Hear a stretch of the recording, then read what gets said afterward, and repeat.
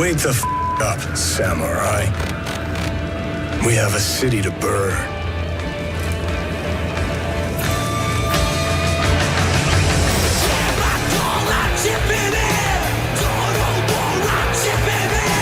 Cycle with my mind, lunatic hysteria. Woke up in the morning and I got diphtheria. Animal? Yo, I hit the jeweler, got some goals. I sold a little weed, but I could never sell my soul. And when I'm in LA, you find me out in Lil Tote. Come a vocal with my ramen, I'ma need another bowl. Let's go.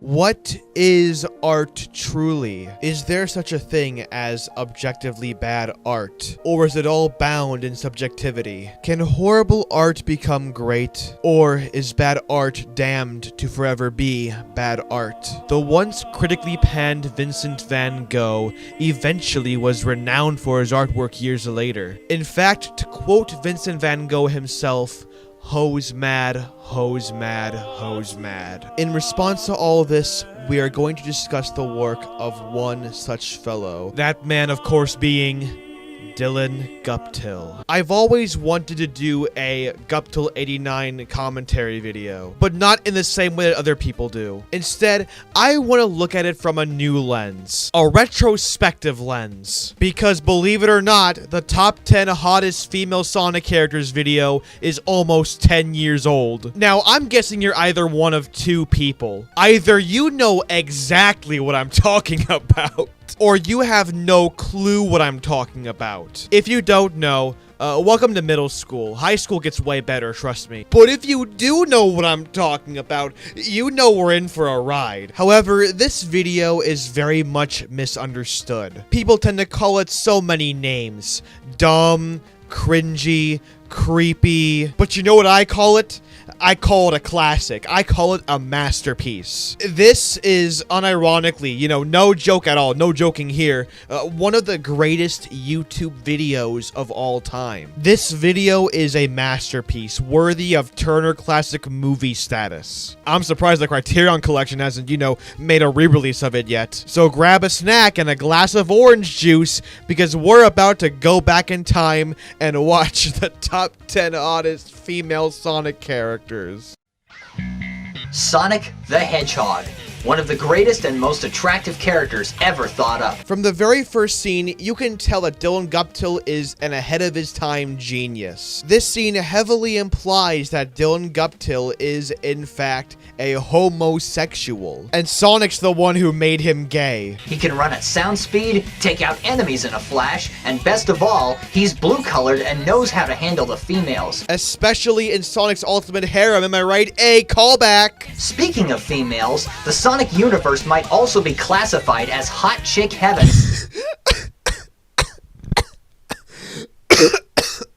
Because there's such a mess of very beautiful and tough women that it'll make you love the franchise even more. This is the only human character in the whole video. And since Valentine's Day is around the corner, I've been inspired to make a top 10 list of the most beautiful female Sonic characters. And nobody judged him for it. Of course, the people who judged him were complete idiots, as this video was completely ahead of its time. Grab yourself a snack and a glass of orange juice. Does it have to be orange juice? Out of all the drinks that Guptill could have chosen, why did he choose orange juice? Could it be social commentary? What does the orange juice represent? I know the answer. It's Trump. It's Orange Man Bad. And try not to reach through the screen because here we go! Now, if you look very closely, you can see the exact moment where Guptill 89 telegraphs the words, "I have autism." Very profound decision. Very profound indeed. Number 10.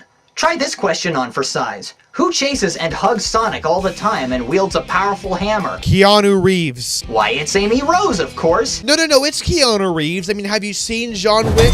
Let's do it. Though more of a cutie than a hottie. Nah, bro, not gonna lie, she's not either of those. But what does it represent, though? You can't deny the fact that she's still attractive. Nah, it's gonna be a no from me, dog. But what does it represent, though? Two things that make her attractive are the fact that she wears a dress. This is very important because Guptill is showing off that he has a dress fetish, despite the fact that every woman wears a dress. At least once in their lives, you know, maybe like a prom night or something. Which makes you think, Has Guptil89 ever went to prom before? And has he gotten a boner over a woman's dress? This is a very important detail. In fact, I'll write that down right now. And when have you ever seen 3 big, very smooth arcs of hair sticking out of a person's forehead? I haven't. I guess he finds that attractive. Well, he's showing off his preferences, but what does it mean, though? This is clearly a thought process that is postmodern and beyond our feeble minds. Guptil is beyond us. So, once again, Amy Rose is lovely. That is, until she goes berserk and starts hitting stuff with her hammer. And until the Son Amy fans come in, hey, fuck those sons of bitches. Who's at number 9? It's this alien plant girl from a distant planet, Cosmo from Sonic X. Okay, no, I can't defend that. I'm out of here. She arrived on the character's planet to deliver a message saying that the galaxy was under attack by a force called the Metarex. She doesn't do much except tell people to stop fighting and focus on the real matter at hand.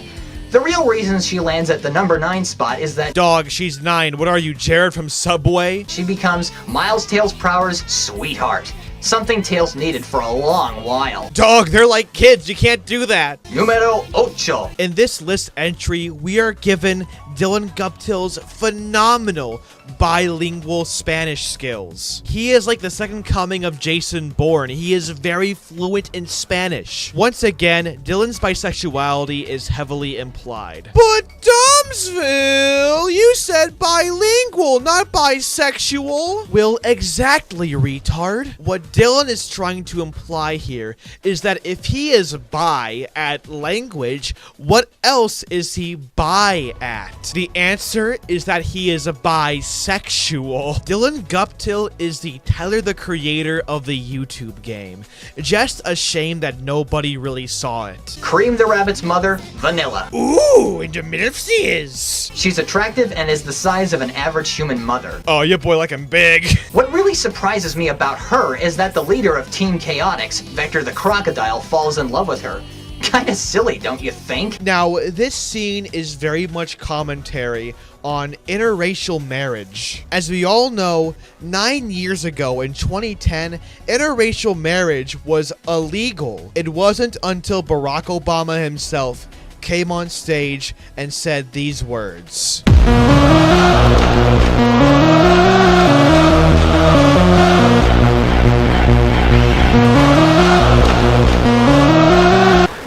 Hello everyone, welcome to Obama Gaming. Today we're going to legalize interracial marriage if this video gets over 100,000 likes. God bless my epic dub skills. Bruh. Oh man, that was so epic. Bruh. Bruh. Well guys, that was really epic. Be sure to like and subscribe for more. She's another character that doesn't do much, but in a Season 3 episode of Sonic X, she helps Chris Thorndike get into space to fight the Metarex along with Sonic and friends. And that's why she's a MILF. Also, really interesting to use a camcorder to record your TV instead of using a YouTube downloader. Really experimental and shapes the mold of YouTube video making as we know it. What number's next? 7, of course. Wave the Swallow from Sonic Riders. People always root for the good guys, but sometimes the bad guys steal the show. It's interesting how he uses a picture of Dr. Eggman for this scene. Is Guptil further implying his bisexuality? Truly a genius ahead of his time. Her mechanical IQ is equal to Tails. She also happens to be the smartest member of the Babylon Rogues. I wonder why she isn't the leader. In this scene right here, Guptil gives us a very important question. Why isn't Wave the Swallow the leader? The answer? It's feminism. Like Jet the Hawk and Storm the Albatross, her specialty is riding the airboards called Extreme Gear. With 2 very long and smooth feathers extending from her head to her calves and droopy eyes, Wave will rock your socks. To be honest, bro, she low-key looks like a Rule 63 Waluigi. If only we could see her take wing. In other words, Dylan Guptil wants to, as the modern children say, smash that bird pussy. Numero 6. Once again, Dylan Guptil showcases his amazing language skills. He shows us that he is fluent in both Spanish and French. What a brilliant man. Every small detail of this video is just mind-blowing. Tikal the Echidna from Sonic Adventure 1. Named after an ancient Mayan city of the same name, Tikal is the daughter of Chief Pakakamak. Chief Pakakamak. She's yet another character that hardly does a thing except beg her father to stop being so greedy. She also traps herself inside the Master Emerald so that the water god Chaos doesn't rain terror upon the land. She's like female furry Jesus, which implies that Guptil89 has a fetish for furry messiahs. When you're the daughter of a person in the highest power, you need to look your best, and Tikal delivers perfectly. That's why she's number 6. Yes, I can't tell you how many times I came over Tikal. Number 1, 2, 3, 4, 5! Oh my goodness, what a comedic genius. You see, this is a reference to the Count from the TV show Sesame Street. Now, Sesame Street is very nostalgic to a lot of people, and the Count is known for counting things in Sesame Street, teaching the idea of numbers. Therefore, when Guptil89 references this TV show, it's nostalgic and funny, which is why this video is one of the greatest ever made. It is truly a work of art. Mina Mongoose from the Sonic Archie comics. How could you go wrong with a girl who looks like this? I mean, if I can be serious for 1 minute, dog, she's a cartoon character. But Domsville, 2D women's where it's at. Yeah, well, I'm not a furry either. She could run nearly as fast as Sonic, and she went from being a freedom fighter to being a pop star singer. Low-key, bro, it's kind of a downgrade, to be honest. Next to Princess Sally, she looks more humanoid than the other characters. Who could top someone who has long mauve hair? Throughout the video, Guptil's hair fetish is very much apparent. Like, dog, not gonna lie, he has a really big hair fetish. Hair, ponytail. 2 very long and smooth feathers extending from her head to her calves. This female standing at number 4, Blaze the Cat. 1 word, pyrokinesis. Yo, this dude has a fire fetish too? How would you like to have that superpower? I mean, Blaze could play around in the Himalayas for hours and she would be perfectly fine. But how practical is it in bed? Also, her 45-degree ponytail makes her look like a Native American. Ooh, so we need that Native American pussy. I see ya, bro. I really love the fact that her love interest is the telekinetic hedgehog Silver. He's not her love interest. Not officially, anyways. The combination of mind-moving and fire superpowers make these two a reliable couple. But what really lands Blaze in the number 4 spot is that her attitude is apparently more different from the other females. Now, note how he doesn't reiterate or expand upon that point. This is very subtle commentary on racism in America. Next up is number 3. What's better than having a female with cascading quills? How about a female with cascading quills and hair? Ha, she ain't a Sonic character anymore, though. Thanks, Ken Penders. No, but seriously, fuck Ken Penders. He and his supporters can go fuck themselves. Julie Sue, the Echidna, another Archie comic exclusive, has that feature. Now she's Ken Penders exclusive. Joy. No, but seriously, I actually hate Ken Penders and his supporters. They're all terrible people. She's smart, knows exactly what to do as a freedom fighter, and even trained Amy once. She's also the girl of Knuckles' dreams. Lucky him. In this scene, Guptil's arc goes into jealousy. He is jealous that Knuckles has Julie Sue, when Guptil himself wants Julie Sue. Truly a fascinating character arc, truly. Her older self in the series, Mobius, X years later, is just downright hot. Just look at that long ponytail. Now we're talking. Now we're talking! Number 1, 2, button my shoe! Oh man, bro, Guptil89 with the best jokes over here. I can't stop laughing, man. Like I said before, the comedy in this video is on fleek. It is swaggin', bro. This time, he's talking about an old nursery rhyme, which is absolutely epic. Princess Sally Acorn.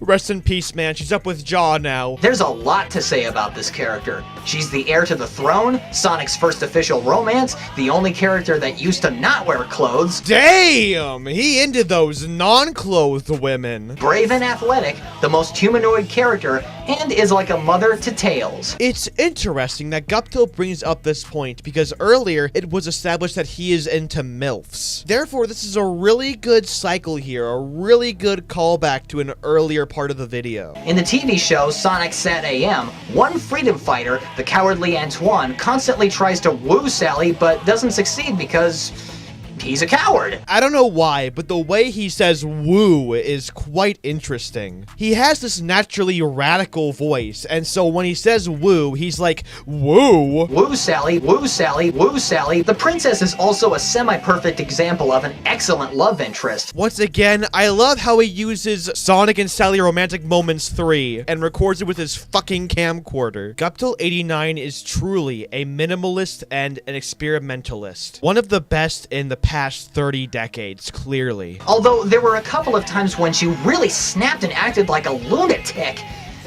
In the comics, that is. Hey, shameless plug, I made a video about that. But overall, Sally Acorn really stands out amongst the slew of females, not just because she's Sonic's first official love interest, or because she's the only one who didn't wear clothes, but because in the comics, she grew very long hair and married Sonic in the future, becoming the Queen. The Queen! I'm surprised that this man is a virgin. I mean, bro, his voice is orgasmic. Don't you ladies want to have sex with the Guptil89?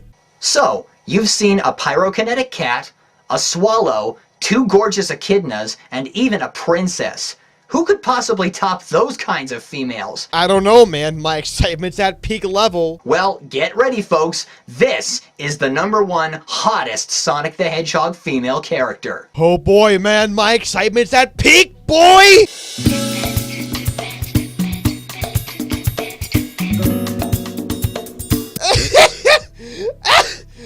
This guy can't be fucking serious. Yo, my man Guptil a savage. He be showing that pat cleavage. Rouge the Bat. Rouge the Bat. If anybody denies it, how dare you? Yeah, how dare you? You should be publicly executed for that kind of crime, my man. This woman can fly, she's as strong as Knuckles, and is a femme fatale, seducing other characters into getting what she wants.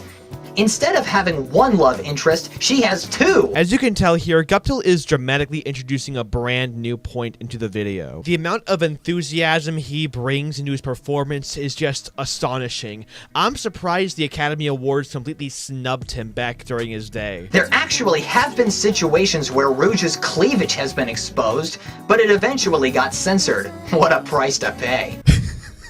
What a price to pay is right, bro. Yo, you can tell that this man looks at Rouge hentai. I know what you're doing, Guptil. Looking up that Rouge hentai, got some of that good shit. I think the best part about this beauty is that she wears 3 different outfits unlike the other female characters. This one's the one he fantasizes her grinding on him with. And who wouldn't want to fly across the landscape, be as strong as Sean Johnson? No Sonic fan would get that reference, which is what makes this video so unique. The obscurity of these references is quite astounding. And flirt with any male, anytime, anywhere.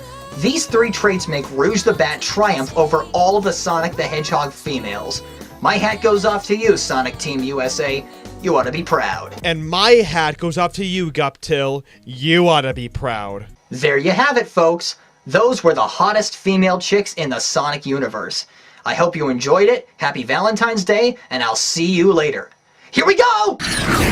And there you have it, folks, a critical analysis of one of the greatest cultural landmarks in our history. This video is one of the greatest YouTube videos ever made. It's one that changed the landscape forever. It is truly a YouTube masterpiece. Well, that's all I have for you guys today. Thank you guys so much for watching. I know it wasn't really as analytical as my other videos because I really want to just have fun with this one, but I do have bigger rant projects coming very soon. If you liked this video, leave a like down below. If you want to buy me food, you can support my Patreon, support me on Ko-fi, or even buy my newly released merch. If you want to see more content from me, be sure to subscribe, and I will see you guys on the next Dumbsville video. You could be sad, 'cause baby I'm alone.